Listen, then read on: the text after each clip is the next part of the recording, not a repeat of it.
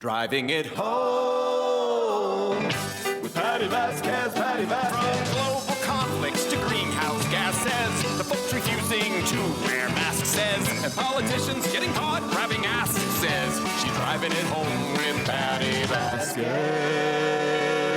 Today, we are joining a national reading of the Declaration of Independence because 250 years ago today, July 8th, 1776, a merchant named John Nixon climbed onto a platform in the yard behind the Pennsylvania State House and read the document out loud for the first time.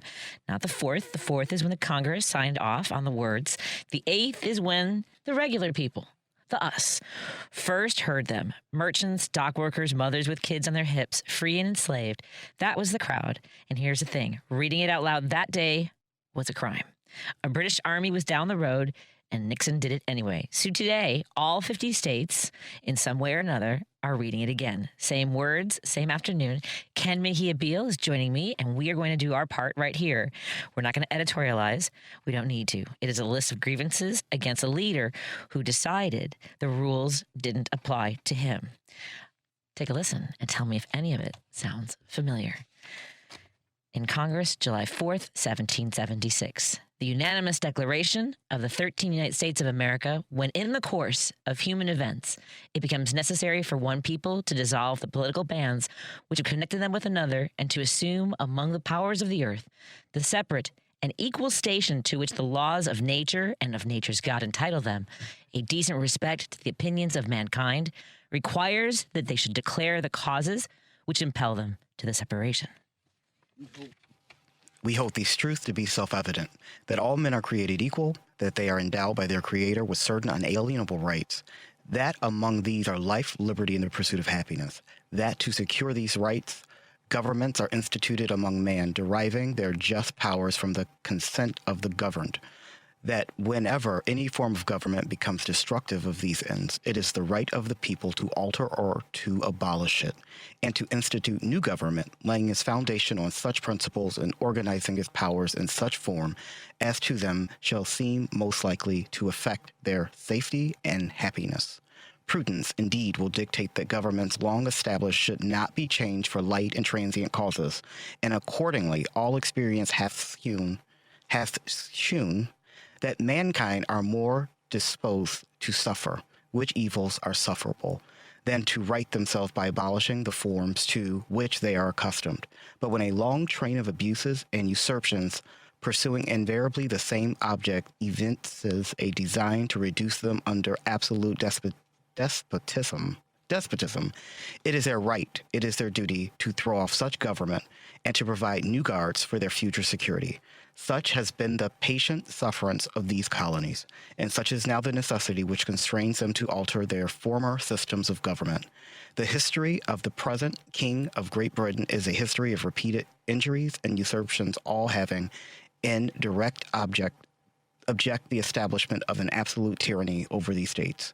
To prove this, let facts be submitted to a candid world. He has refused to assent to laws, the most wholesome and necessary for the public good. He has forbidden his governors to pass laws of immediate and pressing importance, unless suspended in their operation till his assent should be obtained. And when so suspended, he has utterly neglected to attend them.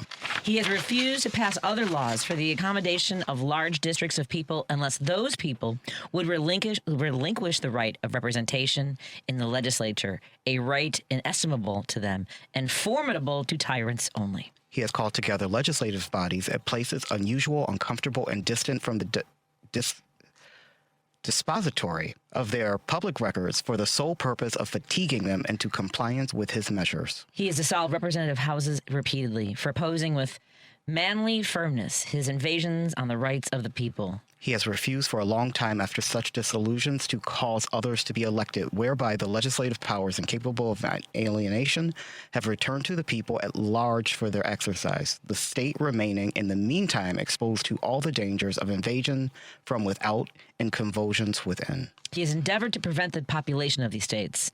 For that purpose, obstructing the laws of naturalization of foreigners, refusing to pass others to encourage their migrations hither, and raising the conditions of new appropriation appropriations of lands. He has obstructed the administration of justice by refusing his assent to laws for establishing judiciary powers. He has made judges dependent on his will alone for the tenure of their offices and the amount and payment of their salaries. He has erected a multitude of new offices and sent hither swarms of officers to harass our people and eat out their substance. He has kept among us, in times of peace, standing armies without the consent of our legislatures. He has effected to render the military independent of and superior to the civil power. He has combined with others to subject us to a jurisdiction foreign to our Constitution and unacknowledged by our laws, giving his assent to their acts of pretended legislation.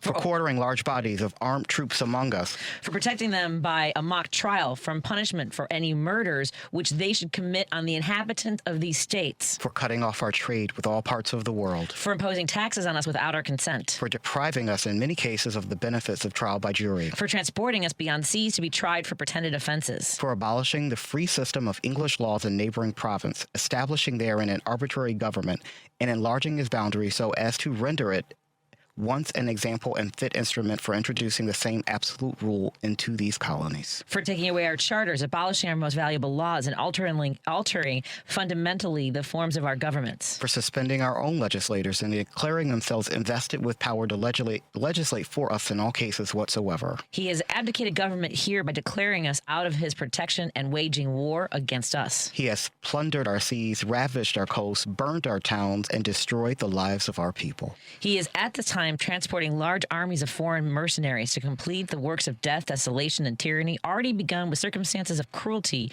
and perfidy scarcely paralleled in the most barbarous ages and totally unworthy the head of a civilized nation. He has constrained our fellow citizens taken captive on the high seas to bear arms against their country, to become the executioners of their friends and brethren, or to fall themselves by their hands. He has excited domestic insurrections amongst us and has endeavored to bring on the inhabitants of our frontiers the merciless Indian savages whose known rule of warfare is an undistinguished destruction of all ages, sexes, and conditions.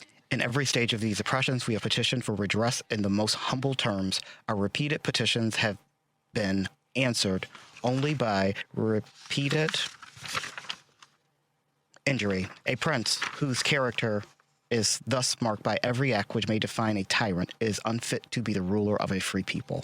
Nor have we been wanting in our attentions to our British brethren. We have been warned them from time to time of attempts by their legislature to extend an unwarrantable jurisdiction over us.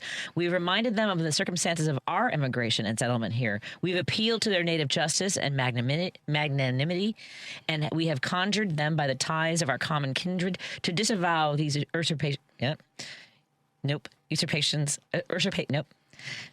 my turn. Yep, got it. Which would inevitably interrupt our connections and correspondence.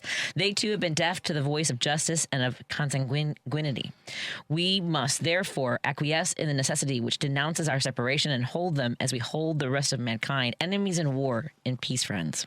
We, therefore, the representatives of the United States of America in General Congress assembled, appealing to the Supreme Judge of the world for the rectitude of our intentions, do, in the name and by authority of the good people of these colonies, solemnly publish and declare that these united colonies are and of right ought to be free and independent states, that they are absolved from all allegiance to the British Crown, and that all political connection between them and the state of Great Britain is and ought to be totally dissolved, and that as free and independent states that they have full power to levy war, conclude peace, contract alliances, establish commerce, and to do all other acts and things which independent states may of right do. And for the support of this declaration with a firm reliance on the protection of divine providence, we mutually pledge to each other our lives, our fortune, and our sacred honor. Thank you, Ken, for joining me in that reading. Thank A you. document that I handed it to you 3 seconds before we... Those were some words. Those were some words. Both difficult to say and important to hear. Yes. Yes. So for folks who are just tuning in and wondering what just happened, today, on July 8th, 1776, was the day that the Declaration of Independence was read to the public, the people to which they were calling together to say, this is what our plan is. Yes. And it was considered high treason the reader of the Declaration in that moment put his life on the line to deliver that message.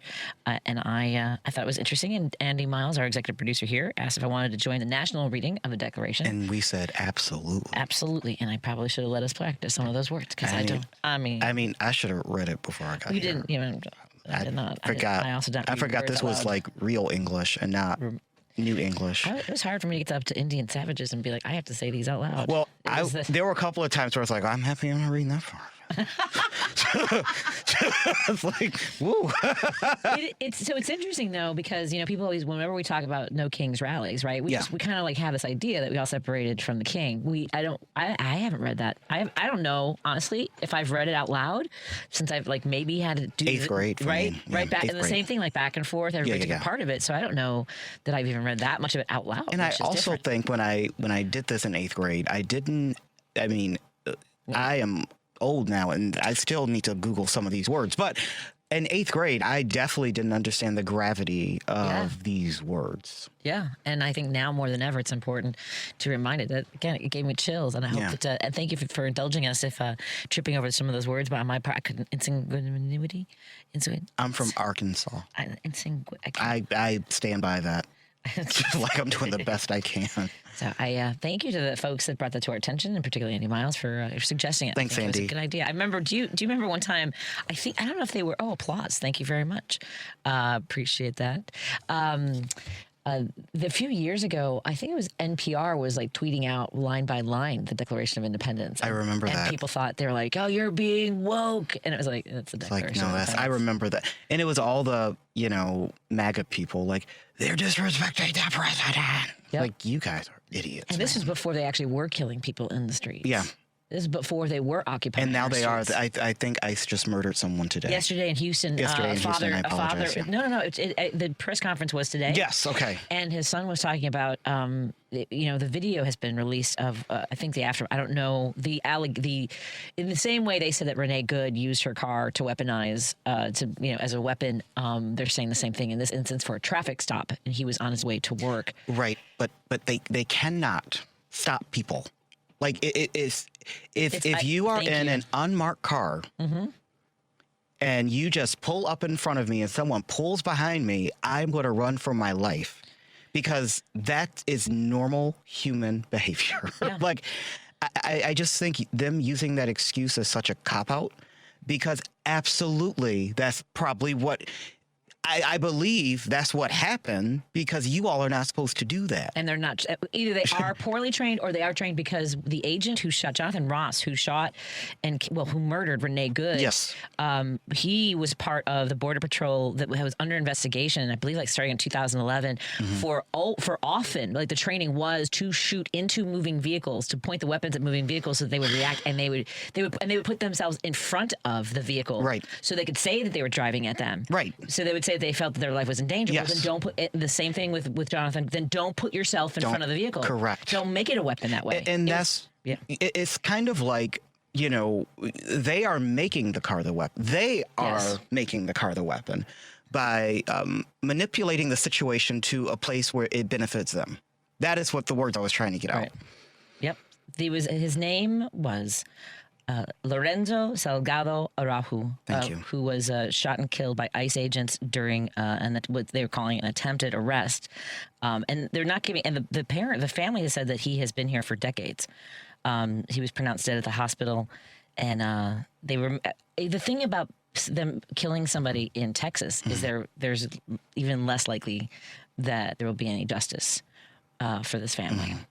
There Lorenzo. Will not be justice for this family. At least I'm not going to turn your mic off. In Illinois, they are also not prosecuting ICE agents who are attacking protesters and have shot Miramar Martinez and the other gentleman who was killed here in Chicago. Yes. And I have to get his name in my mind because they were all murdered. But let me take a break here and we'll continue our conversation. Thank you to our sponsors who are making this conversation possible. Thank you to our friends at Pride Coffee Roasters. It was so much to be at Pride. I know it's already already been a week and a half, but It was amazing. It was amazing. And thank you for our sponsors like Pride Coffee Roasters for making that experience possible and supporting WCPT's Pride Parade Float. Thank you to our friends at Are You Really Winning? Go to areyourreallywinning.com if you or someone you love is struggling with a gambling problem. We also want to thank our friends at Source Solar. Peter Strauss, I'm hoping to have him in studio soon with Representative Cam Buckner, who was unable to join us today. Please make sure I'm here, because I told him Wednesdays only. I love both of those guys. Yes. There you go. Yeah. Yes. Cam Buckner makes me laugh. He's great. He's amazing. And I want to thank Source Solar. Go to source.solar, make an appointment. Peter will walk you through the process of getting solar panels on your house or business. Again, that's source.solar. We also want to thank our friends at Berman Auto Group for being such great sponsors of the Pride Parade Float. And Minocqua Brewing Company. Hi, everybody watching on the Minocqua Brewing Company. Hey, Minocqua. Hey, everybody. Good to see you all joining us. We are going to take a break. Joining me as my guest co-host is Ken Mejia-Beal. He is the Midwest chair for the Victory Fund. Go to victoryfund.org and support the great work that they do there. We'll learn more about the other work that Ken does, because I can't remember all of it right now. I got to go to the commercial. Let's do it. Let's do that. You're listening to WCPT 820, because facts matter. Patti Vasquez is taking your calls now. All right, let's hit it. At 773-763-9278. I got a lot to say. It's Driving It Home with Patti Vasquez. Thank you so much for joining us to continue our conversation here on WCPT 820 Heartland Signal and KKNW 1150 in Seattle. And, of course, all of our friends tuning in digitally, our friends on Facebook and YouTube, and now joining us, the Minocqua Brewing Company Substack. Please consider subscribing if you aren't already, and share our content with your friends and family so they can join the conversation, too. Joining me in studio is Ken Mejia-Beal. He is the Midwest chair for the Victory Fund. Go to victoryfund.org to learn about the great work that they do, making sure that we elect more people that represent us fairly, equally, justly, proudly. Yes. All the things. It actually reminds me of the play 1770. Have you ever seen the musical? There's a 1776. You know I don't want to. The only musical I've ever seen is Chicago. You don't like musicals? I hate. You might. I This loathe one's musicals. different. It's actually kind of charming in a way. I would be curious. It's oddly charming. I've seen Chicago and I've seen Evita, because I do like Madonna, and I like historical musicals. is that Mandy Patinkin and Madonna in Evita? Who's the man? Mandy Patinkin is in Dick Tracy. Dick Tracy. Okay, I wasn't sure because he was on Broadway, I believe, as a singer.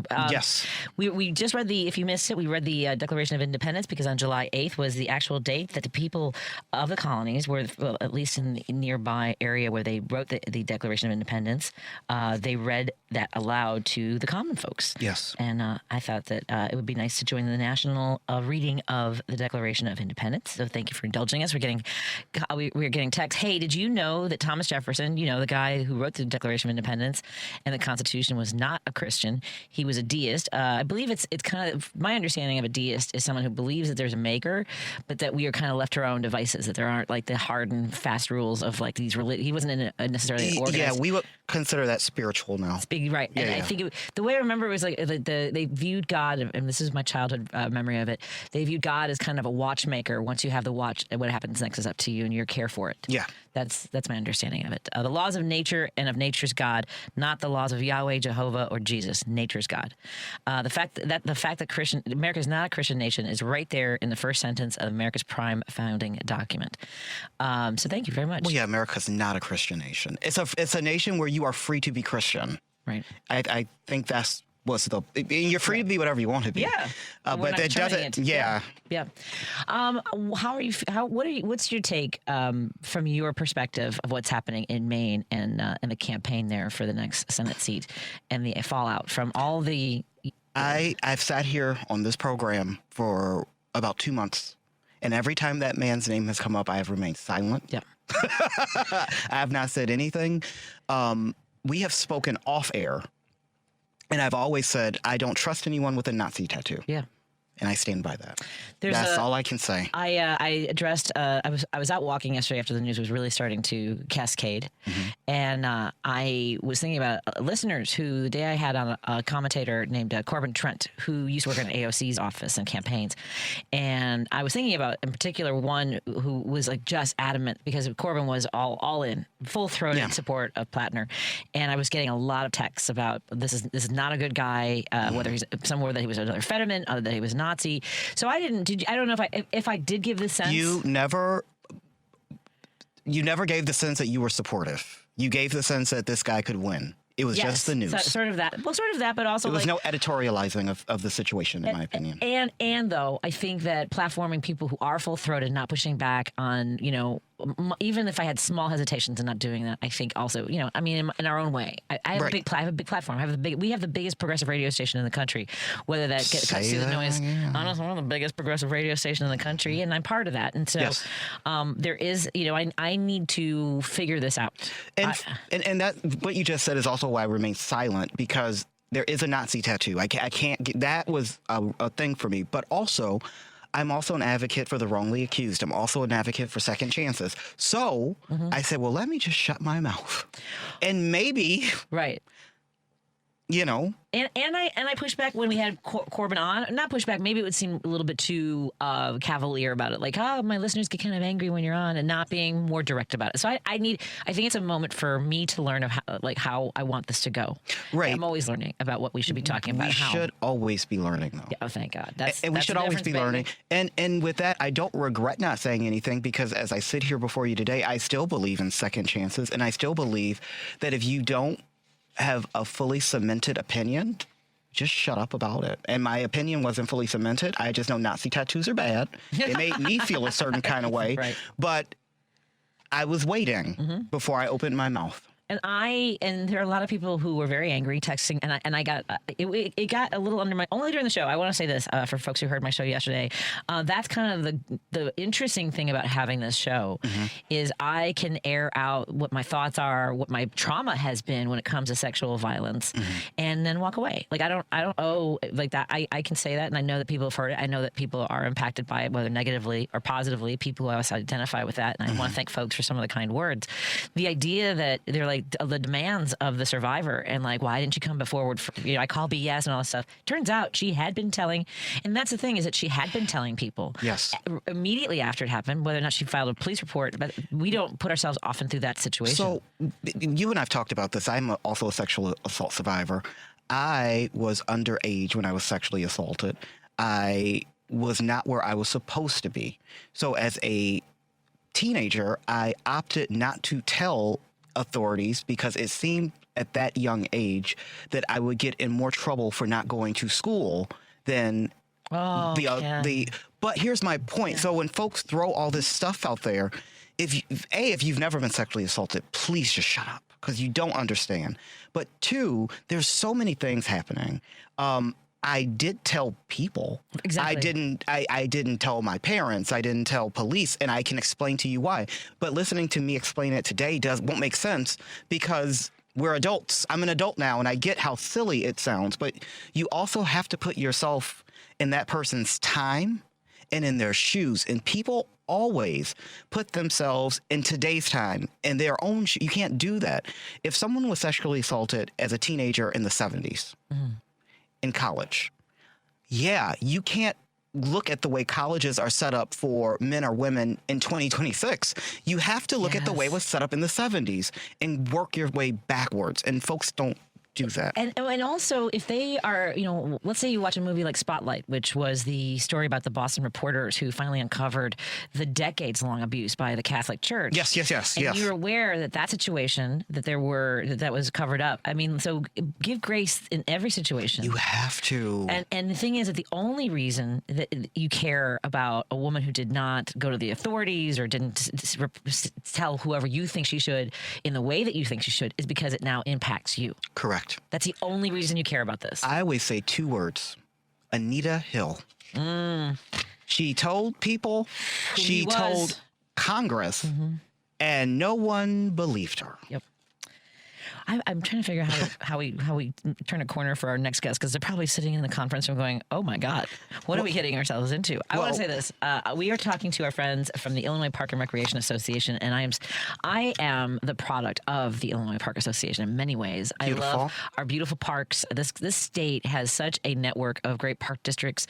I'm so proud to have gone to day camps here, to continue to have sent my kids to the playgrounds in the state of Illinois. I have an ex-boyfriend who runs a park district In Don't we Champaign all, Urbana. darling? It's so Hey, funny. Chad. Yeah, I don't know how that. You know what's funny? When I ran for office, you know how you go in front of the endorsement sessions and stuff like Yeah. that. For folks who don't know, when you want the endorsement of a particular group, and I live in the northwest side of Chicago, and I would want to appear in front of the police department regardless. So I had to appear in front of the Fraternal Order of Police, and they asked me if anybody in my family was in the police department, and I said no, but I've dated cops, and I don't know why I said that out loud to anybody's face at all. Like, Oh, I would never say that out loud. that was so weird. I was like, why did I just say that? I'm like, I'm cop adjacent. I don't know what that means. I actually applied for the Chicago Police Department Academy. Wait, what does that? You're cop I'm adjacent. cop adjacent. I don't know. You could do citizen's arrest. What does that mean? There's so many terrible things in my head to say about Me having too, dated a that's why I'm police shutting officer. So anyway, I guess that's the best I can do for turning the corner and wiping the slate clean. Heather and Next- Pam, the environment has been lightened. We can't wait to I see you. dated park district directors and cops is what we've learned in the last 35 seconds. Let's take a quick break here and invite our friends in from the Illinois Park and Recreation Association because we're going to talk about Unplug Illinois coming up this weekend, Saturday 11th. So Yes. make your plans on the park. I am so spoiled. I live across the street from a glorious park. More in a moment with Ken Mejia-Beal, my guest co-host today. My Hump Day Honey joins me in studio, and I'm so glad to have you all here today. More in a moment. Alexa, play WCPT. WCPT from TuneIn. If you're listening to this station right now, you've definitely heard my voice before. Hi, I'm Hawk. And I'm Pete, and we're with Source Solar, your local source for solar. Source Solar is Chicagoland's premier solar installer, providing solutions for over 1,000 homeowners and business owners across Illinois and Iowa. With over a decade of industry experience and deep roots here in Chicago, we have the expertise to help your transition to clean, renewable, resilient energy. We can guarantee that we save you money day one without any out-of-pocket cost to you. This means you have an instant ROI, instant payback, and can save money to add to your bottom line day one. At Source Solar, we source everything as local as possible, meaning we always carry the Made in USA sticker. Find us online at www.source.solar. Stop in our office at 5710 Northwest Highway or give us a call at 773-985-3992. And don't forget to ask for Hawk and Or Pete. Pete. You're listening to Driving Home with Patti Vasquez. Hello, and thank you so much for joining us as we continue our drive home. I am so thrilled. One, I'm going to reintroduce my guest co-host, Ken Mejia-Beal, joins us in studio. He is the Midwest Chair for the Victory Fund. Go to victoryfund.org and support the work that they do to elect more folks in positions to reflect our justice in this country, to proudly lead justly and all the leads. That's All why I the want you- leads. Well, that's why I want you to watch the movie 1776. There's a song about all the leads. Once I get into it, it's just kind of silly. So you want me to watch a musical? A musical, Okay. yes. But we'll talk about it some other time. Okay. That's not what we're here for. That's not what. Thank God. When my friend John Harris messaged me and he said, "Would you be interested in having our friends from the Illinois Park and Recreation Association join you to talk about an event coming up?" I said yes, because this was one of my favorite conversations last year. So I'm so thrilled to welcome our friends Heather and Pam from the Illinois Park and Recreation Association. Heather Weishart, is that how I Yes, say you your got name? it. And Pam Hamill from the Addison Park District, and we're going to talk about Unplug Illinois, which is coming up this Saturday. Hi, ladies, how are you doing? Hi, thanks for having us back again course. this year. This is always a fun conversation to have. Well, welcome back. Yeah, the 8th annual Unplug Illinois Day is coming up on Saturday. We have nearly 70 events happening throughout the state. Campouts, cookouts, yoga in the park. Pam's got some great activities going on in Addison that she can talk about. We're really excited. I'm really excited. And Pam, you're with the Addison Park District. I am. So tell us a bit about yourself. Where'd you grow up, my friend? Oh, I grew up in St. Louis. Oh my goodness, St. Louis has some great parks too. It does. Yeah. It does. Lots of nice parks. What's that one? The Jewel Box or something? That big? Oh, yeah. That was part of the 1904 World's Fair. Yes. And I believe it's still there. It is. Yeah, I was there. it's beautiful. The park. I did not know about Yeah. that gorgeous park. It's Forest truly. Park. Yeah, it's Yeah, truly it's a gem. beautiful. Really wonderful. So what brought you to Illinois? So, the job. The job. Yeah. All right. So excited to go. be here.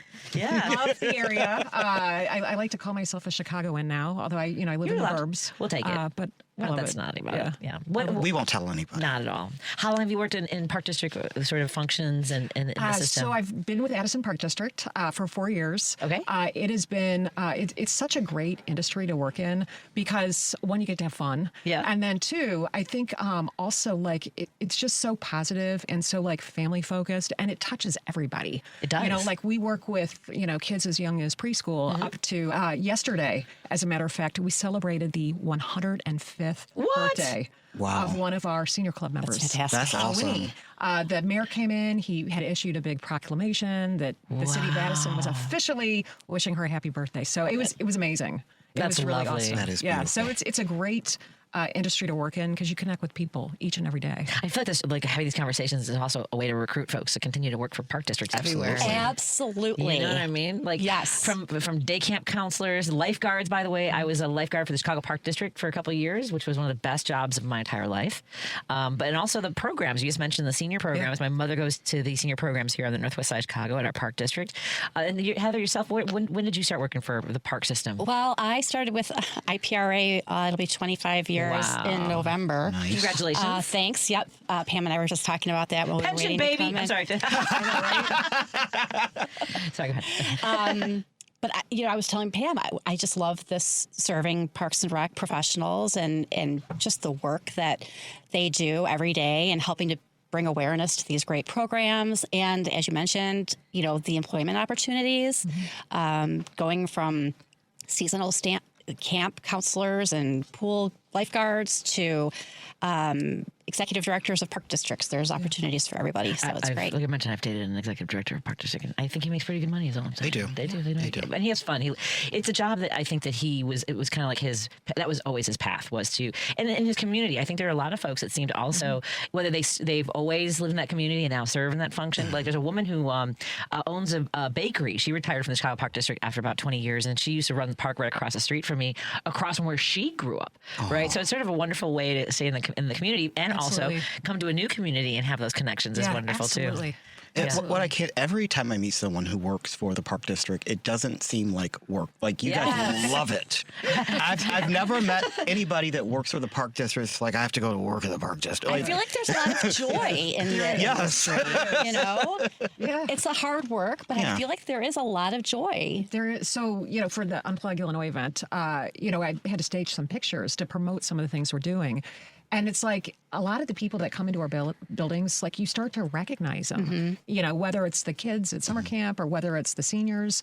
And, and then they feel special because you're like, oh, will you be one of my models? I need to take a picture of a kid coloring a kite, and then it's just, you just realize every day you connect with people and it's a lot of fun. That's beautiful. That's fantastic. I love that so much. So how long has Unplug Illinois been an event? This is our 8th year. Okay. We're going strong. There's a lot of interest still, and I feel like communities are really still buying into the fact that this is an important day, even if it's one day to unplug, just to take advantage of all of these opportunities that are literally right in your backyard. Communities throughout Illinois have park and recreation departments and agencies that are planning programming continuously throughout the year. There's literally something for everybody. Yep. And a lot of times it's little or no cost. And it's just really important to help build community and to use this day to get people out to take advantage of some of these events. I have to imagine that during COVID that Unplug even had more because people wanted to do something and to gather because we weren't able to indoors. So interesting that it might have been, if it was 8 years ago. So in 2018, is that 2019? Yeah, and we've grown in the number of events every year. Yeah, so it's been fun to see. That's fantastic. And the other thing is, I grew up in Norwood Park, which is a community on the northwest side of Chicago, and I was just over on the other day, and there are it does seem more than there has been in the last decade, kids out on their bikes and at the park. Yes. Have you noticed that too? Yes, there are a lot more kids outside. Yeah, I have noticed, and I have to think you guys maybe have a lot to do with that. We'll take full credit for that. No, you should.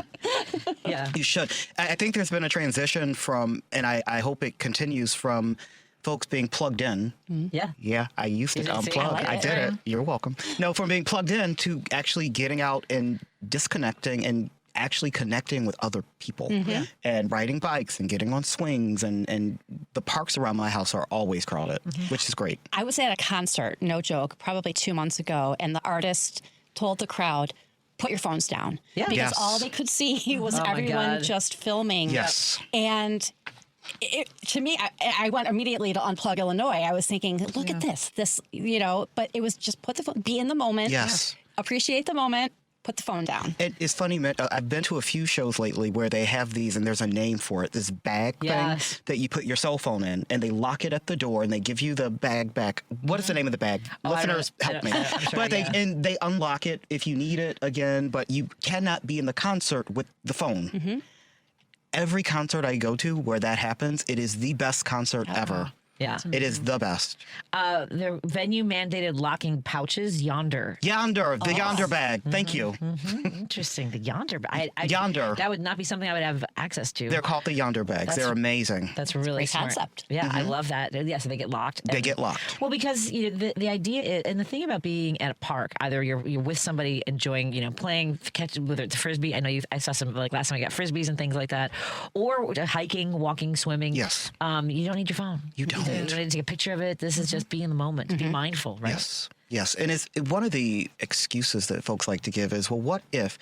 And I'm not that old, but I was born in the 80s, and I remember a time where you were just out in the world, and yes, things can happen, but you weren't so worried about it that you weren't like, I can't go to the grocery store because what if something, like, you have to live your life. So I whenever I go for any walks or any hikes, or I'm doing my outdoor thing, I put my phone on Do Not Disturb. I just listen to my music and I just go for it. And nothing has ever happened.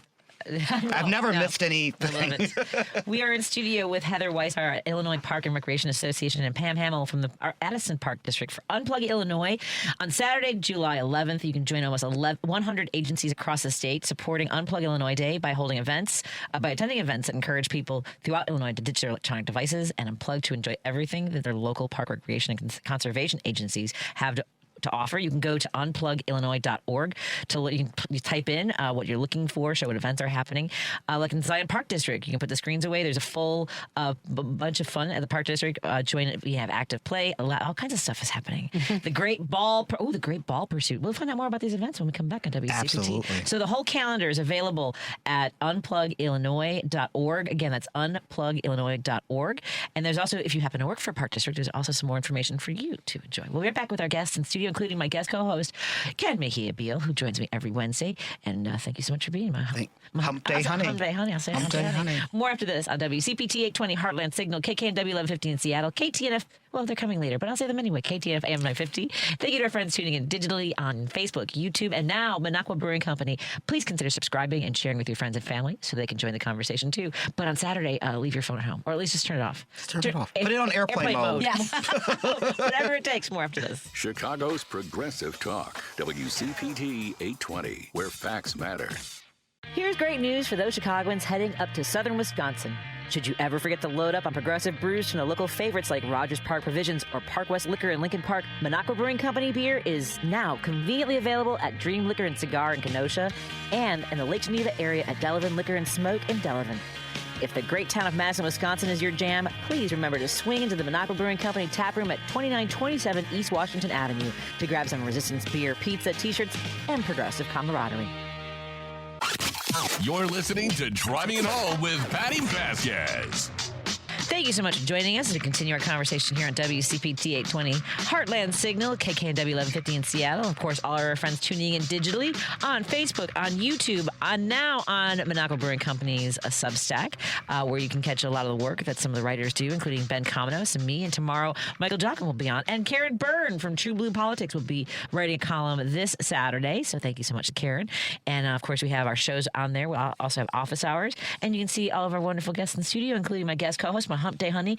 We have Ken Mejia-Beal joining us in studio. Thank you. He's the Midwest Chair for the Victory Fund. Also joining us today to talk about Unplug Illinois. You can go to unplugillinois.org. And Unplug Illinois is happening this Saturday, July 11th. Joining me are Heather Weissart and from the Illinois Park and Recreation Association and Pam Hamill from the Addison Park District for Unplug Illinois. Thank you so much for joining us. I really am excited about Saturday. Tell us a little, do you have any, do you go to some of the park districts? What do you do on this date? I wake up early and I try to hit as many events as I can on Saturday and take pictures and just make sure that the folks that are running the events know that the Illinois Park and Recreation Association appreciates their work. I like to talk to the community members, get their feedback about the day, and just thank them too for adopting the mission and just share the love and and get tired out, get some sun, and yeah, it'll be great. I'm going to put you on the spot. Over the 8 years, this is the 8th year. Yeah. Do you have any moment that jump out at you as sort of a moment that you kind of relish? One of the first events that I went to was a camp out. I think it was at the Northbrook Park District, and I think it was maybe it must have been pre-COVID, but it was just really cool. They literally just had one of their parks and families set up tents, and they had s'more stations and popcorn and snacks and all of the outdoor activities. And I was just thinking to myself, like, this is fantastic. Yeah. And, anytime you get a lot of kids together to, even just the simple joys of watching them play on a playground or exploring a new park is always so fun. So I just love that. That's fantastic. And how about you? And this is your 4th year? Yeah, and this year we're even more excited because we just grand opened this particular park that we're doing the event at. So the park itself is just beautiful. It's a beautiful playground. It's accessible. We have stuff planned for adults in the morning. We've got outdoor Zumba led by 2 instructors. We've got free trials of our running club. And then around like 10 to 12 is kind of where our family-centric programming is. So I'm going to ask you guys a question. Yes. Have you ever seen in person Chicago Kite? No, I don't know if I've seen Chicago Kite. So we've only seen it through like Facebook, and they've got a great Facebook page, but we are actually having Chicago Kite on site, and they have, if you go to their Facebook page, I'm going right now. They have these amazing, like giant kites of like sharks and fish. Oh, I have to check it out. It Oh my God! I know, right? What is this? Is amazing. I know. This is amazing. There's like dolphins and horses and I know. So we don't know sharks. what they're bringing, Yeah. but we keep checking the weather because it's like, how much do you promote it? And then maybe it's the conditions aren't right. Have you been watching that? It looks great. Isn't that beautiful? It looks like it's going to be. Those look like they need to be flown by professionals. I know, and they are professionals, which is awesome. Oh, okay. Yeah. This is amazing. I mean, they're so big, some kid could go huge. So we're really excited to have them on site. Literally Googling this morning, what are perfect conditions for, flying a kite? And it's exactly what it looks like it's going to be Saturday. So we're really excited about Chicago Kite. In addition to that, we have a make your own kite. Mm-hmm. So we'll be giving out these kits to the kids. We've got 180 Sports is going to be doing a free basketball camp for the kids. So we've got all kinds of games, crafts, free ice, cold treats. We've got all kinds of stuff planned. Pet rocks, you can come paint a pet rock. I mean, there's all kinds of stuff going on, and it's we're endless. really excited. The thing about it, events like this is like I bet people try to top each other too with the different park districts. Like what Oh, they're I'm sure. Do you compete with the other park districts? You're You can say yes. Like everybody. Oh. Yes, And some you admire because you like the great work you just mentioned. Like that's a really cool idea to do a marshmallow roast in the middle of a park. That's awesome. Yeah, we might steal that for next year. I was gonna say I hear the wheels turn. I'm like, I'm sorry. I would love that too. Like we can do that. Exactly. For me, anything where there's a slumber party, I'm in. I like anything like and that. s'mores. Yeah. S'mores are great. You can't go wrong. Plus, I mean, like if you have like I don't know how they set it up with the families and stuff like that, but from everything, I love it. So from morning to night and overnight, even it sounds like in some places. Again, the event is Unplug Illinois. Go to unplugillinois.org and you can see all the different events that they're going to have. I see a woman in that's not you in the bouncy house, is it? It is not. I was going to say. I do love a bouncy house, though. Oh, I was going to say that I'm like, this looks like so much. Like they wear, I think it's a Velcro suit. It might be. I know what picture you're talking about. It's so funny, like a puffy suit. I'm like, what is this? I want to go to, because that's the point, though. It's not just for kids. No. This is for everybody. This is for adults to be kids again, too. Yes, adults, we can have fun too. What? I know, it's crazy. There's so much happening. Okay, I want folks. I want a commitment from my audience, and you don't have to message me, but I want to see photos on Saturday. Because people can text me photos to the text screen. Please. So I feel like I can give away. I think I can give away something. But after you take the photos, put your phone back away. Yes. We have to be very clear. Have it on airplane mode while you take the photo. It's still on airplane mode. Airplane mode. Take the photo and then put it back. Send it later. Get a disposable camera. Just get together, go find a photo hut. Do they still make those photo huts? You can get a Polaroid camera now, though. Yes, you can. They're very popular again. Trendy. Yeah. Very cool. I'm so excited. So, and you know, obviously, you say you're going to drive around, but there's a big wide state. What's the farthest you think you'll go on Saturday to check out the Park District events? Oh, I haven't even tried mapping it out yet. I mean, a couple of years ago, I drove up to Lindenhurst. I've been to Northbrook, Wheeling. You know, some IPRA staff sometimes will send you photos of what's going on down there. That's a huge radius for those who don't know. Yeah. You should tell them to send you pictures, not all day. Tell them to send them to you on Sunday. Yeah, on Sunday. Unplugged. Exactly. Oh my God, how fun. Again, folks, it's this entire this was started in 2014. Who did you know, like the idea? Yeah, the initiative? idea was born in 2014 just as a way to start thinking through how to promote the value of parks and recreation in Illinois. And like I said, in all of these opportunities that are happening in your neighborhoods throughout the state, that was the first step. The second step became Unplug Illinois Day, which is just our focus every summer, second Saturday in July. And while this event is this Saturday, they also have Park District, a lot of events just all the time, like Take a Hike Tuesday, which... I want to take a hike. Yeah, exactly. I know some of my social media followers keep telling me to take a hike. I'm ready. Here it comes. And I really appreciate. Yeah, right. I'll take a hike. I'll take a hike. I love that you have resources for some of the video of some of the paths that people can find on the website. Yep, on the website there's a lot of activities for children to do that are unplugged and resources for parents. Definitely check it out. There's some good ideas there. I love it. And for Addison Park District, what do you want folks to know about the parks in Addison, Illinois, and what they should be enjoying? So we recently grand opened 2 new parks with playgrounds, and they're beautiful. They're accessible. We're as we continue to redo the parks, we're getting away from that woodchuck, the mulch. Yeah, I hate that stuff. We're moving to all rubber surfacing. Right. So I think the safety and the inclusivity is growing. And we're just excited to continue to serve the community. And, it's a great community to live and grow and play in. I have to say that I have a child who has severe disabilities, and the park that we live near, Chicago Park District, it's funny because I have a lot of parents like me will look at a park and be like, could my child play there? And the growth of that has been astounding. Yeah. So thank you to all the folks who make those designs possible and bring them to life. Ours has like a ramp. So I mean, like, you know, maybe you only get to a certain point when you could still walk, though he would climb all the way to the top, go down the slide. It gave him that opportunity. I know we're seeing a lot more swings that are wheelchair friendly. Of course, the seating with the full support of the core. Yeah. So how fun to be a part of a system that also you get to see people play all the time. Let's say, are there any activities that you participate in? Oh, that I personally did? Yeah. Oh yeah. So I joined running club, which I will say, joining that in your early 50s, I have no idea what I was thinking. But so I do that. I work out at our fitness center. Like, it's a great work-life balance. And then like those perks you get, like a fitness membership and being in the community, it really is a great place to work.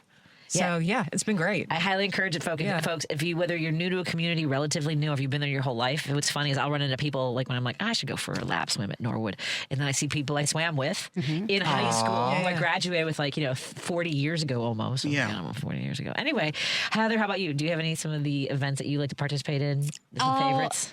I like yoga. I like to dabble in Pilates every now and then. One of my favorite things to do in my community, though, is just to walk the Forest Preserve path that's nearby. It's very shaded, so in this weather, it's lovely. But, now that my kids are older, I'm not enjoying the playgrounds so much, but I do... I get that soft spot when I drive by and I see all the kids out and stuff like that. So it's a warm place in our hearts. Absolutely. Well, everybody, remember, Unplug Illinois is this Saturday, July 11th. We encourage you to go to the website unplugillinois.org. And it's a campaign created by the Illinois Park and Recreation Association, encouraging people to unplug from their electronic devices and plug into play, creativity, friendship, adventure, and family. And I want to see your photos next week, everybody. Let's see some pictures. Let's do this. On airplane mode. On airplane. Yes. Yeah, exactly. Please. Thank you both so much for coming in the studio. Thanks for having us. And Thank you. And have a great Thank you. unplug on Saturday. Thank you. Awesome. We'll be right back after this on WCPT 820 Heartland Signal. Joining us in a moment is going to be Marcus King, candidate for DuPage County Board District 3. You can go to marcuskingfordupage.com to learn about our guest before he comes in studio. More in a moment on WCPT, KKNW, and digital. Hi, everybody. This is WCPT 820, where facts matter. Driving it home with Patti Vasquez, Patti Vasquez. From global conflicts to greenhouse gases, the folks refusing to wear masks says, and politicians getting caught grabbing ass says, she's driving it home with Patti Vasquez. Thank you so much for joining us. We continue our conversation. Joining me in the studio is my hump day honey, Ken Mejia-Beal. He's back and his mic is back on, too. It's so funny. I wish we had like lights individually because I turned mine on first so I can let people settle in because I know I kind of there's a bit of a frenzy when I do my show. It's chaos. Okay, fine. Let's say that. I cannot wait for us to do the behind the scenes. Someday we'll It'd be a lot of bleeping. A lot of bleeping. Yeah, that would be very true. And there'd be lawsuits. Absolutely.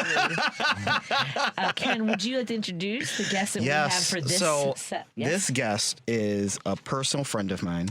And he is running for candidate for DuPage County Board in District 3, and he will talk about what that covers. But Marcus King is somebody that and I don't use the word endorse often. I don't but this guy has my endorsement. Yay! Thank you. Yeah, he's going to win. So let's talk to Marcus King, candidate for DuPage County Board, District 3. Hello. Hello. Hey, thank you, and thank you for having me on the show. I really appreciate it. I watch you all the time, so this is a tremendous honor. Is it weird? You're like, what am I doing inside the studio? I'm happy you came in. Yes. It's so much more fun to be here. Yeah, it is a lot of fun.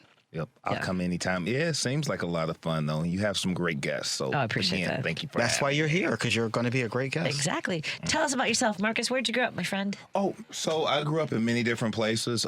So I'm actually running for DuPage County Board, District 3. So I moved to Wheaton in 6th grade. So I went to middle school and high school in DuPage County. So I'm basically running out of the area that I grew up. Wow. Yeah. So it's pretty exciting, but I do have Cook County ties. I went to elementary school in Bellwood, so shout out to the Woods, Bellwood, and Maywood. Excellent. But definitely grew up in Wheaton, Illinois. I came of age in DuPage. And what did you set out to when you were young? Thinking back, what you dreamt of, what your plans were, whether it was grade school or high school, college. I think, when I decided to really go into politics, it was probably tied into a lot of the classes that I was taking at SIU. I really just wanted to go to school and graduate. But let's get through this. The goal. This first. But there is something to be said about. I have this conversation with young folks. Is that knowing what you want to do. I think we've kind of outgrown that. Because we live longer. And this idea that you have to know who you're going to be and what you're going to do when you're 22 is a lot. It is a lot. Absolutely. What were you studying as a Saluki? So as an undergrad, as a Saluki, 2 things: journalism. Concentration, integrated marketing communications, and sociology. And I think the sociology side pushed me into politics. Okay. That makes sense. Because the journalism side would have pulled you away from politics. Just a heads up. Yeah, no kidding. These crazy people. I have nothing to do with this. It's so funny. And tell us a little bit about after school. Like, what was some of the work that you've been doing since? So when I finished at SIU Carbondale, I went straight to the governor's office and I worked for Governor Pat Quinn. And I was lucky enough to, end up in a office of constituent affairs where, one of the requirements was to really understand how state agencies work.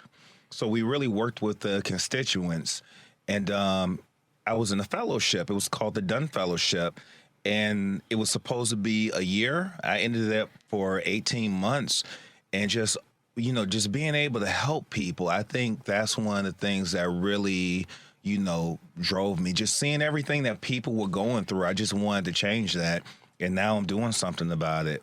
And in that position, I have to say, I that's when I started advocating for families. I have a son an adult son now who has severe disabilities. And in about 2011, when Blagojevich, there came a moment. I don't know if you guys have any handle of this because you're both younger, but there was a moment when when President Obama won his seat and there was this back and forth about whether Blagojevich he was under investigation. How young do you think we are? But at that age, like, I don't know that I would have been paying attention to it when I was your age at that point. Okay, continue. I would say, let's see, if you were born at any rate, young 20s, were you younger? I wouldn't have been paying attention to that. I don't think Marcus was.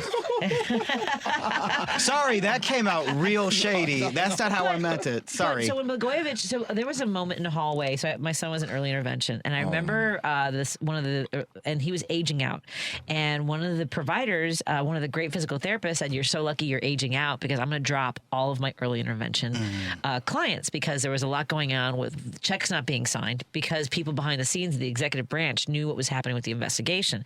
So and that continues to be an issue. And so when I met with Governor Quinn, because people had lost services and along the way, and I went down there during Rauner's administration, and look, Governor Pritzker, definitely listens and has held meetings and collaborates. Governor Quinn was on his way out of town. It was a Thanksgiving. He was leaving for the Thanksgiving weekend, and somebody said that a mom of several moms needed to speak to him. He came back. He said, and he came back and sat down with me on one of his big conference tables in the governor's office, and asked me what's the experience. I mean, I'm sorry, I'm just getting chills just thinking about sitting down. It was amazing, and he wanted to learn more because he didn't know enough about what it was like to raise a child like Declan.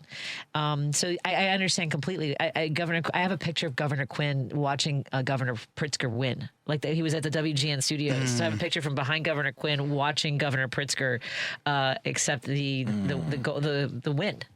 That's cool. There you like working for Governor Quinn?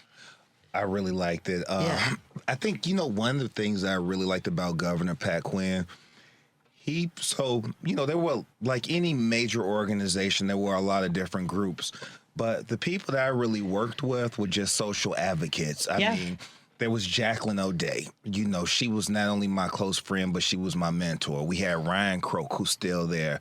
We had Donna Dalton. So it was just like all of these amazing people. Then there was just a common goal to do the right thing. So we just worked on a lot of different things, a lot of advocacy. And I had a choice. When I was leaving my fellowship in the governor's office, I could have went to the Illinois Board of Higher Education, or I could have went to the Illinois Department of Corrections.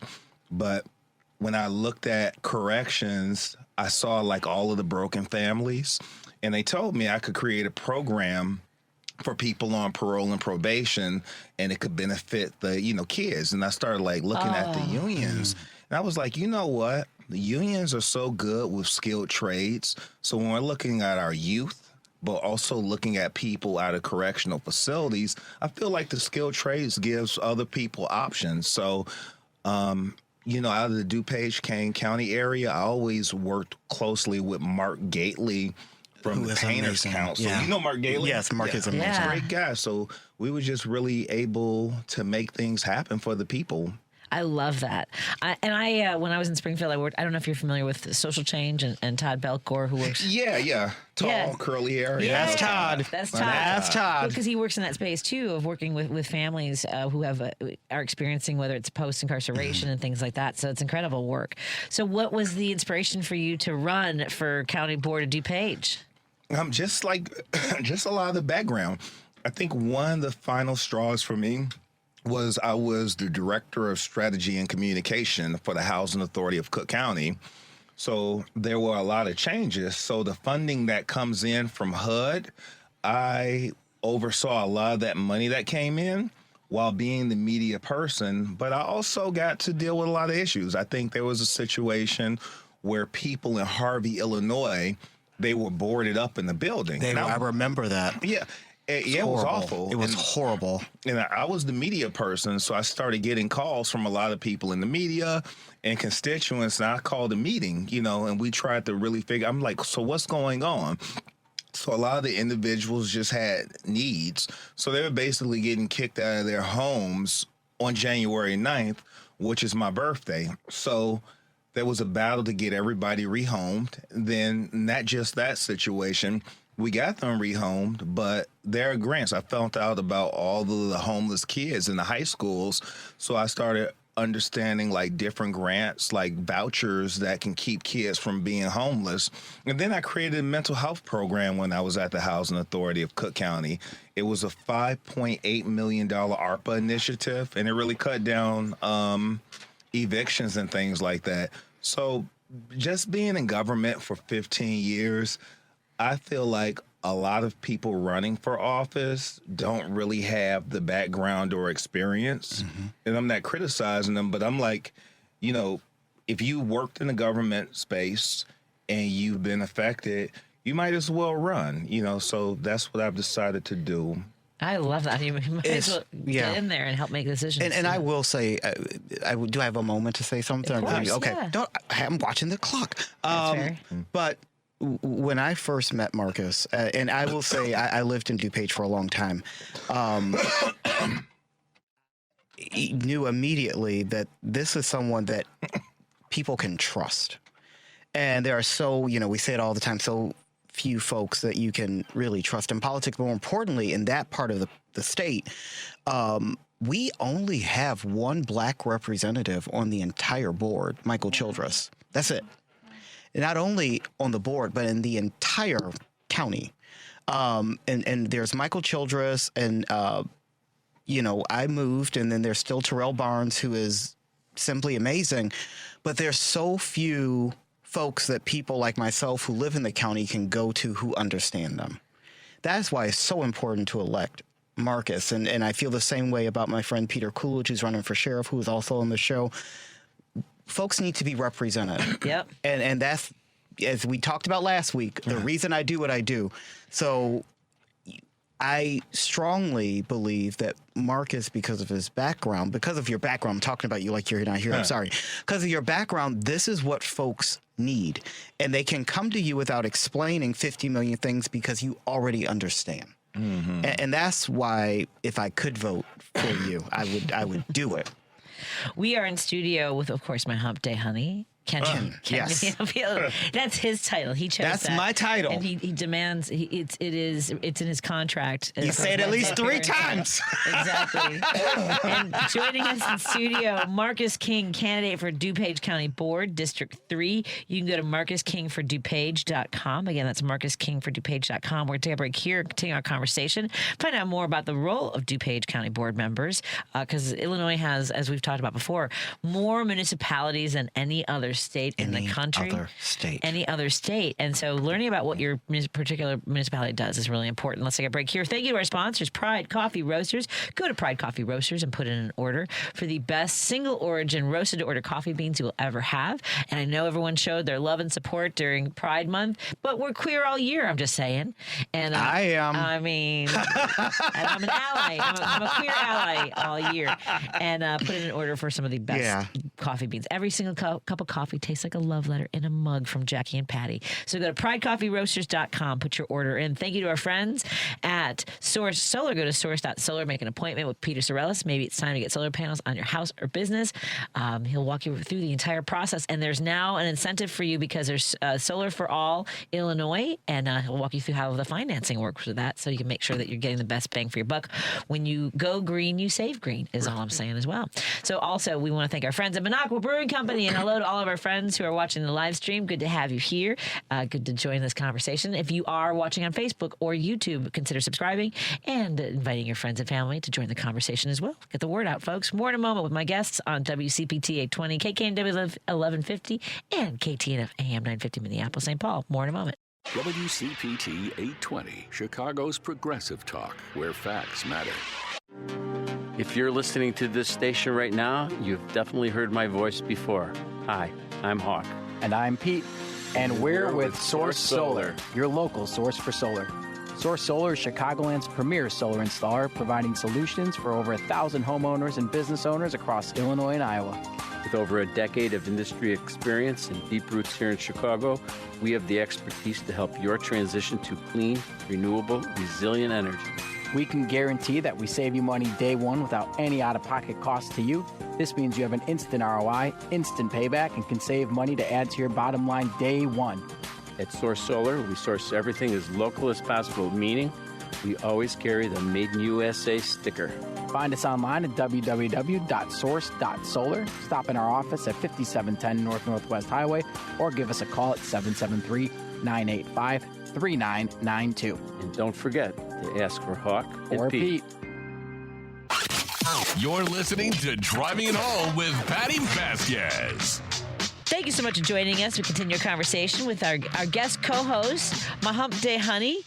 Ken Mejia-Beal joins us in studio, and he has invited a wonderful guest in studio who's running for DuPage County Board, District 3. Marcus King joins us. Go to marcuskingfordupage.com for more information about his campaign. Yes. And how long have you known Marcus? I don't know. I don't know how long I've known anybody because I've been come in your life. Yeah, I've been very lucky in some ways and very unlucky in other ways where people just come in and I think, oh wow, I'm so happy I met this person. Or I think, oh wow, I wish I never ever met this person. But with Marcus, I'm so happy I met him. Ken actually ran in the part of DuPage that I grew up in. Okay. But I'm not running out of that part of DuPage. Yeah, It's close. This is a great photo on your website, by the way. Oh, This is thank you. Committed to change. I love it. You know, I mean, we won't even. Marcus takes great photos. That's all I'll say. Excellent. He's very photogenic.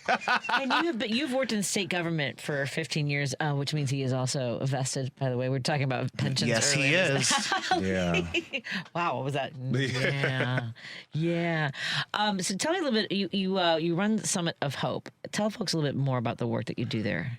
So when I was there, I was at the Illinois Department of Corrections from 2012 to 2018. And I did a lot when I was at the Department of Corrections. But I think one of the things, I was an executive, but I was a hands-on executive. Like I never believed this is somebody else's job. So it was a resource fair for people on mandatory supervised release. Because in Illinois, they call it parole, but Illinois doesn't really have parole. It's MSR, but they're trying to get parole. I know it's a lot to process. Wow. Wait, can you elaborate on that? Yes. Oh, so Illinois they have parole agents, that's what they're called, but Illinois doesn't really have parole. They have something called mandatory release, MSR. So people are going back and forth trying to get parole instated in Illinois, but I'm not sure what the status, because there are pros and cons, there are proponents and there are opponents to it. But regardless, my focus, 40% of the inmate population is nonviolent. And I think one of the way, when you have people who are going to come back to the communities anyway, I think if you want to build safer communities and make America great, you have to put people to work. Yeah. You have to create an environment where people are able to take care of their kids. That's right. And you just have to create a loving environment. I remember when I was at the Illinois Department of Corrections, my jurisdiction was statewide. And this program, everything was at this program, from housing, jobs, I'm really big on mental health issues, too. Yes, you are. Substance abuse, anything you can think of for a person to get back on their feet, birth certificates, driver's licenses. We had it at this event.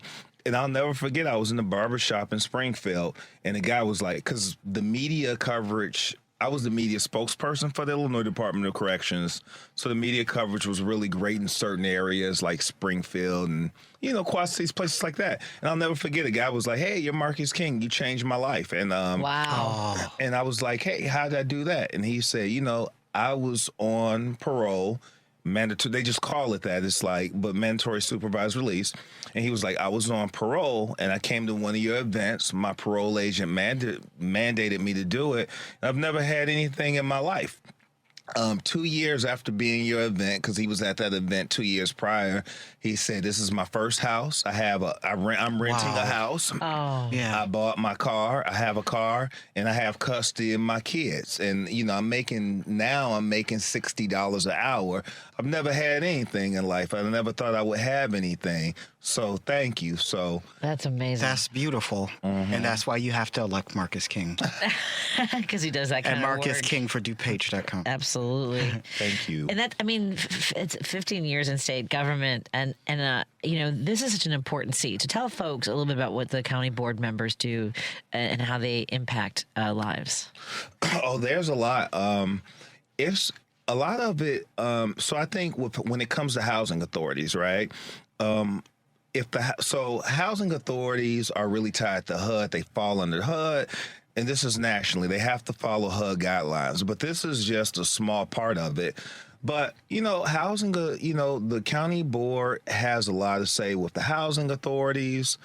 They make appointments to the housing authority board. And just, you know, when it comes to the FUP vouchers, that you need someone. So housing is a difficult entity to understand. Like if you work in housing, if I say more mobility, right?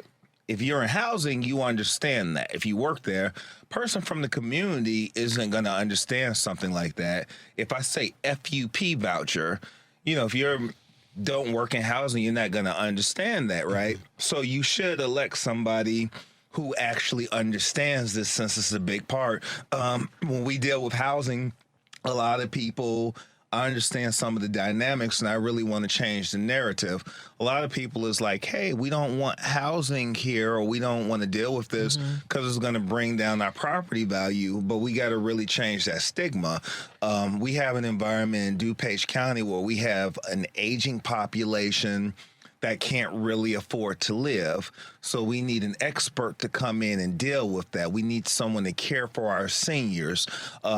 Even though it's this particular county, it's DuPage County, there are youth who don't have anywhere to go, right? And they're too embarrassed to say anything. They'll be 18 very soon if they're not 18, and we need to get these vouchers in their hand. And the vouchers actually come from DCFS, the Department of Children and Family Services, and you need an MOU, a memorandum of understanding between the housing authority. And so you just need somebody who understands these things. So it sounds like you need an abbreviation, a dictionary too. Yeah, really. Right. My goodness. Amazing. We're talking to Marcus King, who is running for the DuPage County Board District 3. Yes. You can go to the website, marcuskingfordupage.com. Again, the website is marcuskingfordupage.com. Lady B, we can open the phone lines too, because I want to make sure folks who might want to join the conversation, whether it's about this topic or what's in the news. Marcus has to wear some headphones. Sorry about that, Marcus. But when we come back, we'll take a break here in just a moment. Now, thank you all so much for joining us for this conversation. Whether you're tuning in on KKNW 1150, KTNF AM 950, maybe our friends who are joining us digitally, including Facebook, YouTube, and now Minocqua Brewing Company live stream. We're so happy to have you here. And we'll be back here on WCPT 820 Heartland Signal in Chicago. With me in studio, my guest co-host, my hump day honey, Ken Mejia-Beal, and again, Marcus King, who is running for DuPage. MarcusKingForDuPage.com is the website. We'll be right back. WCPT 820, Chicago's progressive talk, where facts matter. Here's great news for those Chicagoans heading up to southern Wisconsin.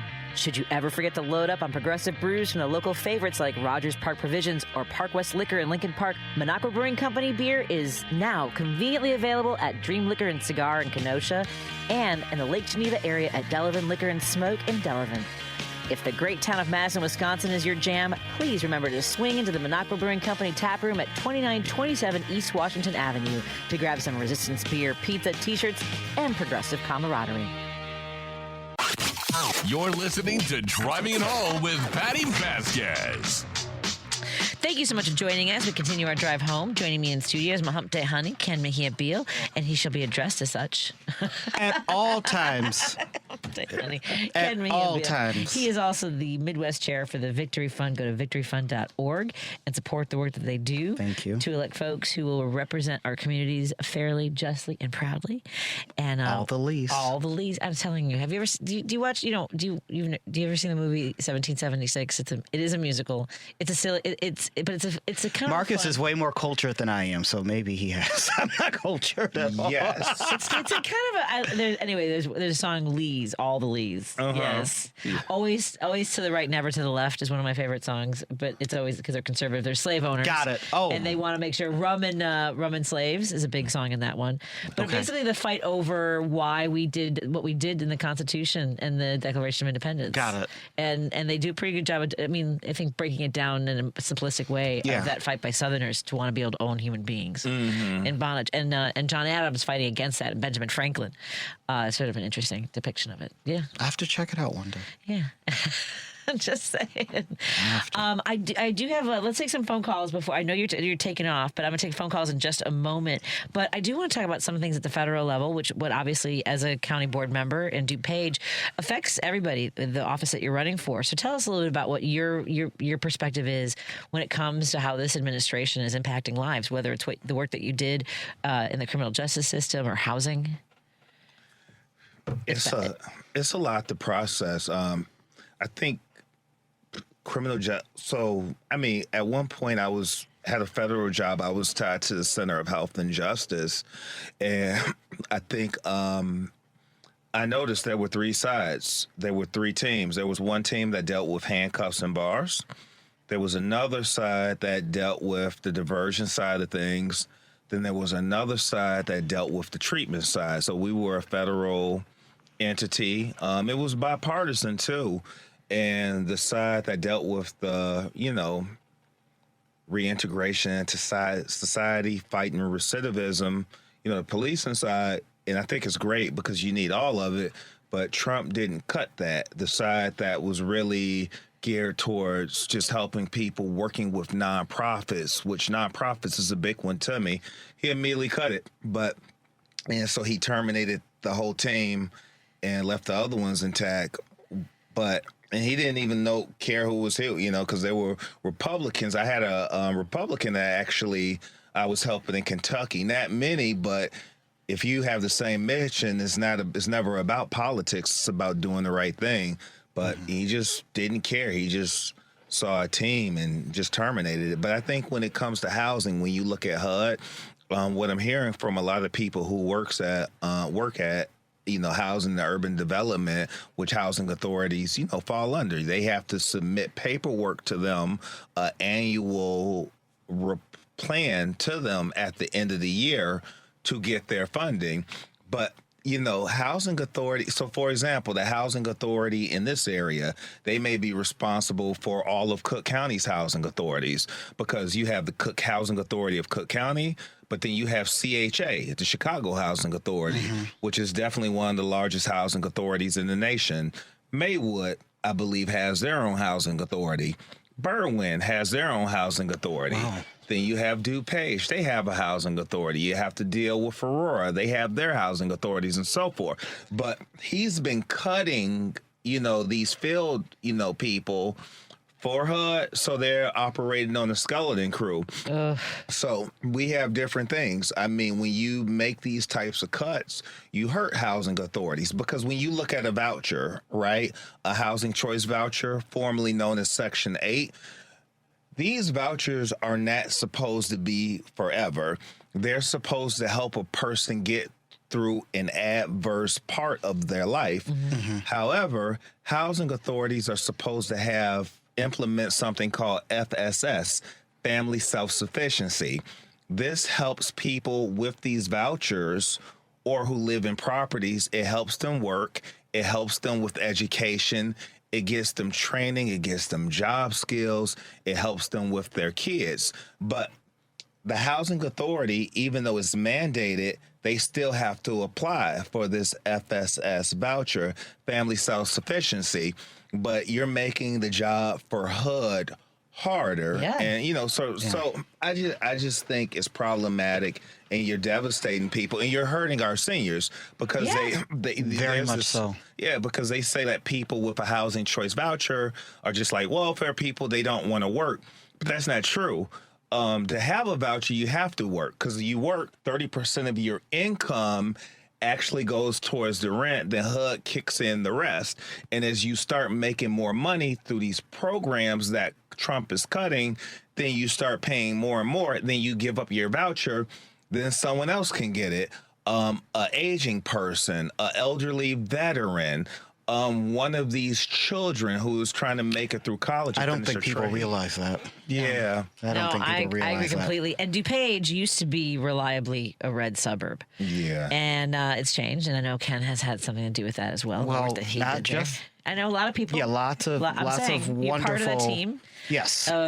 Team Blue, just saying. What are you hearing at events and voters that you come across, maybe on the doors? But what do they really want right now? I think a lot of voters are really, looking at this party. They don't, a lot of people who are comfortable being Republicans, I'm not saying everyone, but what I'm getting is a lot of people just feel like this is wrong. This is a clown show. This is despicable. I substitute teach sometimes, and this is a story that I love to tell. Sometimes I teach kindergarten through 5th grade, but when I have like a little student who could be, you hear the stories of ICE just taking parents away. Yeah. So it's like at the end of the day, if I have like a student and, because you have to wait with them until their parent or guardian picks them up, I wait until, this kid or kids are with their parents or guardians, and I see them drive away because I want to ensure that they're safe. But I think, some people are just disgusted with how the optics. I mean, these optics are poor. They're intentional. Yes. They're designed to scare people.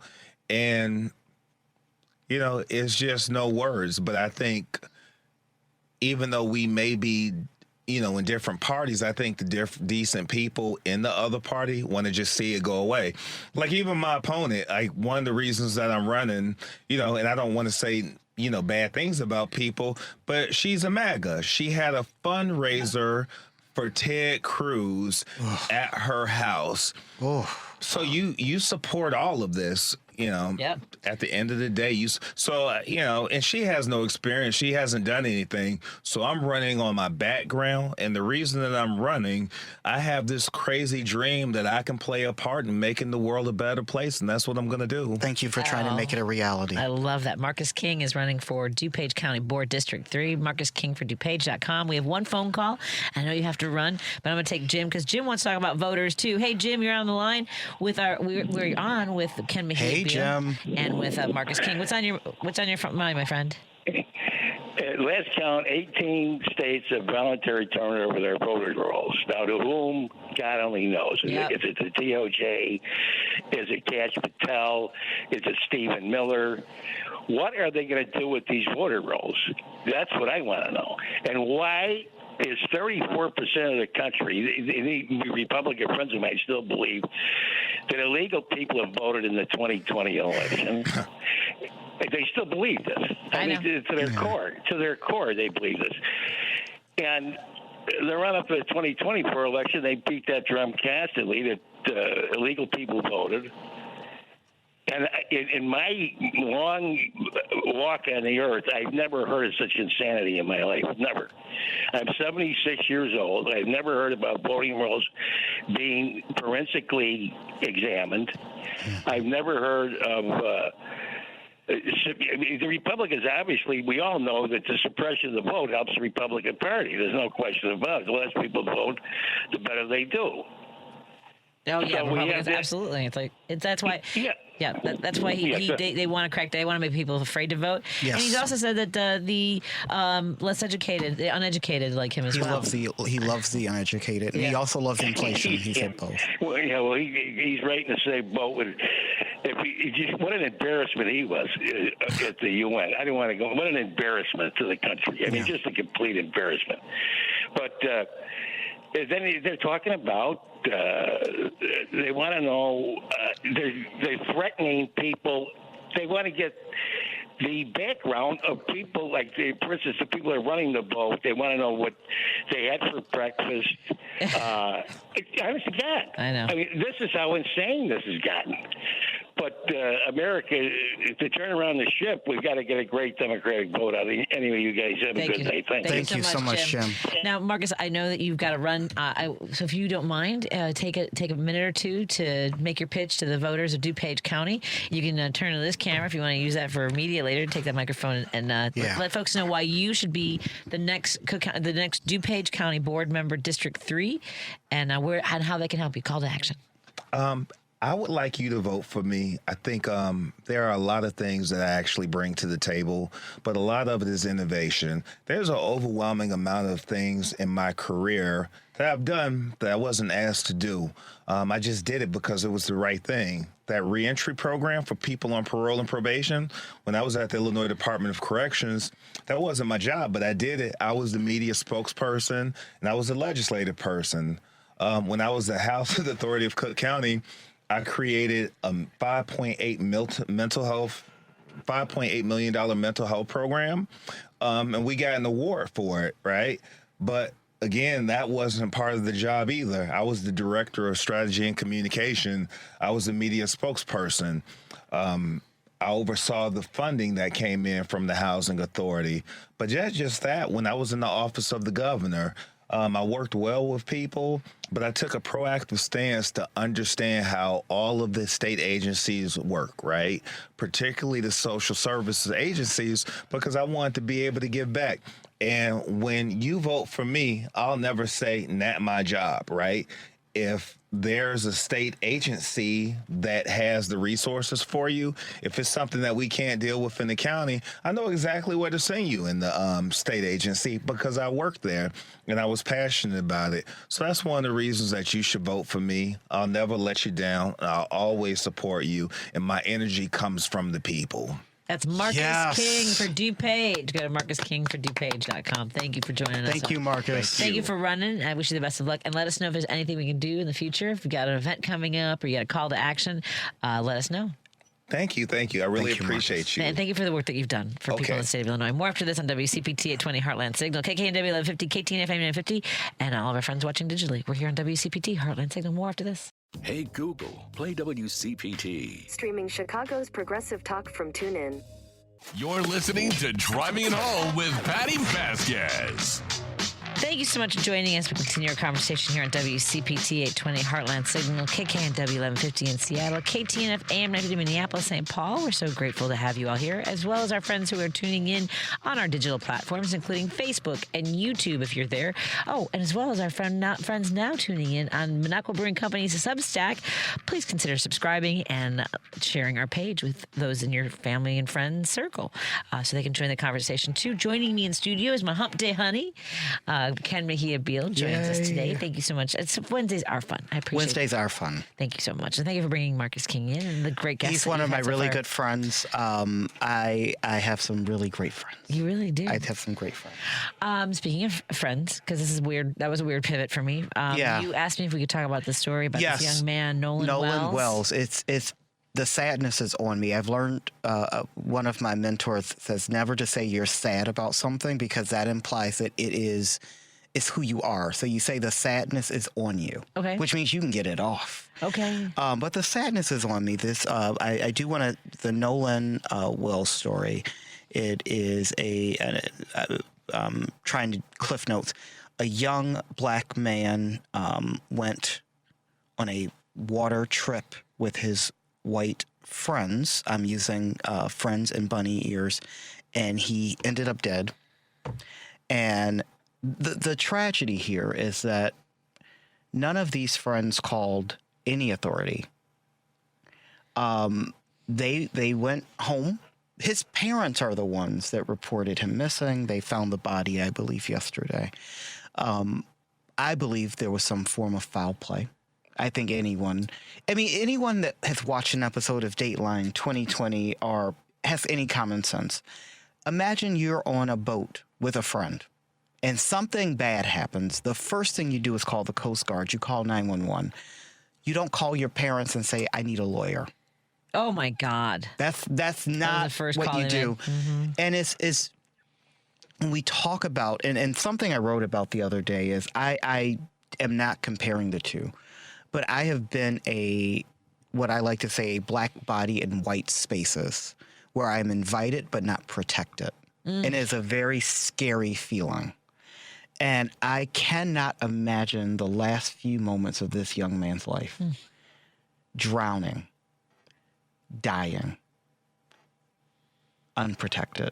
And I would be remiss not to mention this young man's name on the air, Nolan Wells, because that could be any young black child or any marginalized child that's just out there. It could happen. It is a tragic story, and it's something that I think white parents need to hear, because the fact that those kids were okay with just whatever they did, I don't know what they did. They left him there, and they called his parents, and none of those parents even called 911 or the Coast Guard. That's the scary part. And so the sadness is on me about this story, because as far as we move, we're not moving. So thank you for allowing me to tell that story. No, we are not. If anything, we're moving backwards. I feel that way. I mean, the energy behind so many of these stories. And you know what? I know that there are people listening right now who, well, you don't know the whole story. I think what Ken was also expressing is knowing what it's like to be in those situations. I think you said it very clearly. Is not being in white spaces and not feeling protected. And I try to think of like experiences that I had where, I think of my friend Jason Robinson, who came to this neighborhood, and we were hanging out at my house. My mom and I were like the 0.8% Latinos, 0.08% in Norwood Park in the 70s and 80s. And we were 14 years old, and he came to our house, and then someone called my parents to tell them I had a black man in the house. He was 14, and there is also this sort of impression of like any black body is a threat to the people. That why are you calling my parents? Yes, and sadly, my dad's response was, he's hired help. That was my dad's response, and I'll never forget that. It's something that I work towards. It's not something that I do. It's something that's constant, because doing implies that you've done enough. Right. I understand. I think we have to keep being mindful and listening and learning. If your heart shuts down and you're angry at anything that someone says about the sadness being on them about this story, doesn't understand, dismisses a lived experience. And the thing is, I don't think any of us have to be there. Let's just talk about the facts. The facts. The facts are that these young men that he was with did not call for help. Right. That alone should trigger some kind of bells. They called their parents. Their parents did not call for help. Right. That should set off. So you really don't, a metaphor that my grandmother always used to use is, I don't know how to drive a bus. But if I see a bus in somebody's living room, I know something bad has happened. I don't need to know how to drive a bus. I don't need to know the road conditions. All I know is if there's a bus in a living room, something didn't go right. Right. So I can look at the situation, not know all the facts, but be able to look at it and go, yes, something bad happened here. Something unsettling has happened here. And the reality is they will probably get away with it. I'm just trying to think of all the things because I would imagine that these young folks were texting each other, and I hope that that's something that can be secured through discovery and investigation. All those things. I hope so as well. Yeah, because I think that gives a lot of clues as to who they were texting, what they were saying, and they've obviously all deactivated their social media. See, these are things that scream. I'm not saying guilt, because I don't know what happened. And I'm not saying they did anything on purpose. What I am saying is something not well happened here. You're saying there's a bus in the living room. There's a bus in the living room, and I'm thinking about his last minutes on Earth. Yeah, that's terrifying. Well, thank you. Thank you for sharing. Thank you for allowing that. And giving people some insight into the experience of seeing a story like that. I don't think people understand. It's very traumatizing. Yeah. I think a lot of folks, not just black folks, but a lot of folks that have been in rooms where they're invited but not protected and have been not necessarily treated well in those rooms. If things go down, you are alone. Right. Yeah. You got nobody. And that's not a good place to be. Sorry. I hope that people can hear this conversation with softened hearts. That's all I ask for people. I don't. Even if it's not open, if Just you're not be soft. open-minded, just be soft. Yes. Just go. Absorb it. Kindness. Let me take some. Here's a listener that's always kind. Steve. in Steve Des is Plaines. always kind. Hey, Yes. Steve, what's on your mind, my friend? On the tail end of that, I wanted to say, Ken, what a great job being the Hump Day Hump. That's great work. If you did it. Thanks, Steve. Isn't he great? He's a great co-host. I want to be somebody's Hump Day Honey. Steve, I'm taking applications. I think we're making shirts. That's the shirt. The Hump Day Honey shirts. A couple more things real quick. I mentioned this before to you. You had the most wonderful, contagious laugh. Thanks, Steve. It's right up there with Patty's jingle. When the 5 o'clock, her jingle makes me happy. Oh, that's great. Listening to your laugh makes me happy. Oh, thanks, Steve. Well done, Steve. It really does. So one day I hope to meet you. Come on over. Yeah. Hey, we're gonna be. Are you gonna come with me to the Kane County Fair? Oh no, McHenry County Fair. I'm gonna be. We're gonna be doing a live broadcast. Look at you like McHenry. You didn't even tell me about it, but send me details. August 6th. August 6th, I'll be in Woodstock, Illinois for the McHenry County Fair. We'll be doing a live broadcast. There's gonna be a rodeo, horse pulls, demolition derby, fair food, live music. So yeah, folks, come on out to the McHenry County Fair. Cool. It is running August 4th through the 9th, and I will be broadcasting live on the 6th.